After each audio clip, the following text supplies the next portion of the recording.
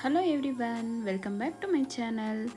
ಯಾರೆಲ್ಲ ಇನ್ನೂ ನನ್ನ ಚಾನಲ್ಗೆ ಸಬ್ಸ್ಕ್ರೈಬ್ ಮಾಡಿಲ್ಲ, please subscribe. Be happy Romaya's vlog. ನಾನಿವತ್ತು ತೋರಿಸ್ತಿರೋಂಥ ರೆಸಿಪಿ ಚಾಕ್ಲೇಟ್ ಬ್ರೌನಿ. ಮಕ್ಕಳೆಲ್ಲಗೆ ಇಷ್ಟ ಆಗೋಂಥ ಮನೆಯಲ್ಲೇ ಮಾಡ್ಬೋದಾದಂಥ ಕೇಕ್ನ ನಾನು ಹೇರ್ ಫ್ರೈಯರಲ್ಲಿ ಚಾಕ್ಲೇಟ್ ಬ್ರೌನಿನ ಮಾಡಿದೆ. ಚಾಕ್ಲೇಟ್ ಬ್ರೌನಿ ಮಾಡೋದಕ್ಕೆ ಏನೇನು ಇಂಗ್ರೀಡಿಯೆಂಟ್ಸ್ ಬೇಕು ಅಂತೇಳಿ ನೋಡೋಣ. Floor, chocolate powder, sugar, butter, eggs, vanilla essence, baking powder and salt. ಮೊದಲಿಗೆ ನಾವಿಲ್ಲಿ ಒಂದು ಪ್ಯಾನ್ಗೆ ಒಂದು 4 to 5 ಸ್ಪೂನಷ್ಟು ಬಟರ್ನ ತೊಗೊತಾ ಇದ್ದೀನಿ.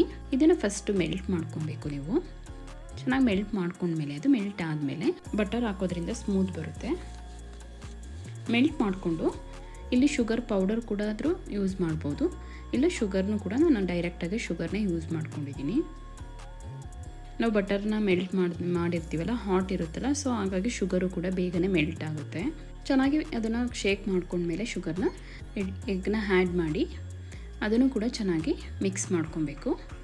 ಚೆನ್ನಾಗಿ ಈ ರೀತಿ ಮಿಕ್ಸ್ ಮಾಡಿಕೊಡಿ. ಫಸ್ಟು ನೀವು ಚೆನ್ನಾಗಿ ಮಿಕ್ಸ್ ಮಾಡ್ಕೊಂಡಷ್ಟು ಸ್ಮೂತ್ ಬರುತ್ತೆ ಕೇಕು. ನೆಕ್ಸ್ಟು ನಾವಿಲ್ಲಿ 1 ಕಪ್ಪಷ್ಟು ವೆನಿಲಾ ಎಸೆನ್ಸ್ನ ತೊಗೊತಾ ಇದ್ದೀನಿ. ಇದನ್ನು ಹಾಕೋದ್ರಿಂದ ಕಲರ್ ಕೂಡ ಬರುತ್ತೆ ಮತ್ತು ಫ್ಲೇವರ್ ಕೂಡ ತುಂಬ ಚೆನ್ನಾಗಿರುತ್ತೆ. ನೀವು ಬೇಕ್ರಿಗಳಲ್ಲಿ ಏನು ಕೇಕ್ ಸ್ಮೆಲ್ ಇರುತ್ತೋ ಸೊ ಅದೇ ಸ್ಮೆಲ್ ಬಂದುಬಿಡುತ್ತೆ ಇದನ್ನು ಆ್ಯಡ್ ಮಾಡ್ತಿದ್ದಂಗೆ. ನೆಕ್ಸ್ಟು ನಾನಿಲ್ಲಿ 1 ಕಪ್ಪಷ್ಟು ಫ್ಲೋರ್ನ ಆ್ಯಡ್ ಮಾಡ್ಕೊತಾ ಇದ್ದೀನಿ.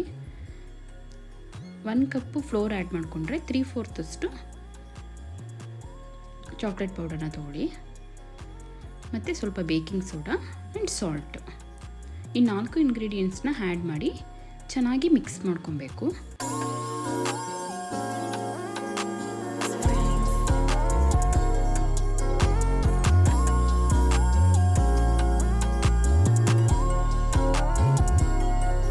ನೋಡಿ, ನನ್ನ ಮಗಳು ಕೂಡ ಮಿಕ್ಸ್ ಮಾಡ್ತಾ ಇದ್ದಾಳೆ.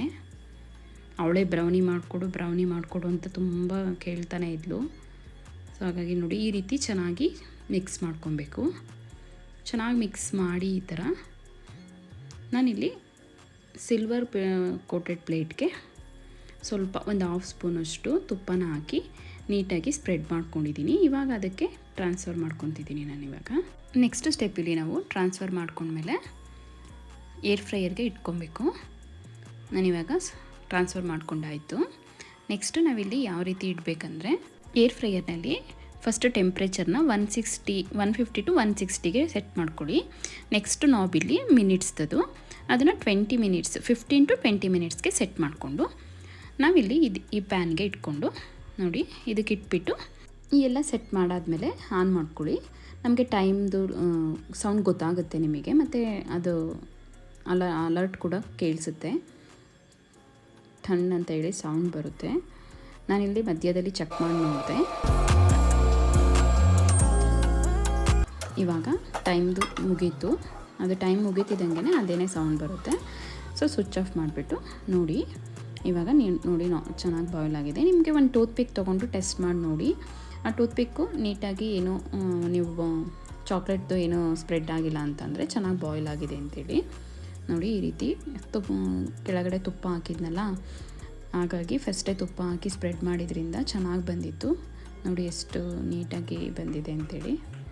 ನಾನು ನೋಡಿ ಎಷ್ಟು ಸ್ಮೂತ್ ಇದೆ ಅಂಥೇಳಿ. ಬೇಕ್ರಿನಲ್ಲಿ ಯಾವ ರೀತಿ ಇತ್ತು ಅದೇ ರೀತಿ ಸ್ಮೂತಾಗಿ ಬಂದಿತ್ತು ಕೇಕು. ತುಂಬ ಚೆನ್ನಾಗಿತ್ತು ಟೇಸ್ಟ್ ಕೂಡ.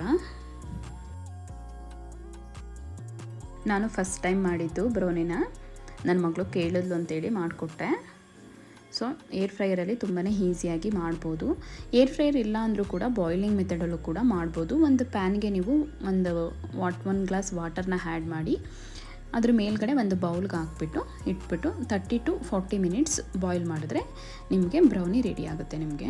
ಓಕೆ ಫ್ರೆಂಡ್ಸ್, ಖಂಡಿತ ಈ ರೆಸಿಪಿ ನಿಮ್ಮೆಲ್ಲರಿಗೂ ಇಷ್ಟ ಆಗಿದೆ ಅನ್ಕೋತೀನಿ. ಇಷ್ಟ ಆಗಿದ್ದರೆ ಲೈಕ್ ಮಾಡಿ, ಶೇರ್ ಮಾಡಿ. ಮತ್ತಷ್ಟು ರೆಸಿಪೀಸ್ಗಾಗಿ ಬಿ ಹ್ಯಾಪಿ ರೋಮಯಾಸ್ ವ್ಲಾಗ್ಸ್ಗೆ ಸಬ್ಸ್ಕ್ರೈಬ್ ಆಗೋದನ್ನ ಮರಿಬೇಡಿ. Thank you friends, bye.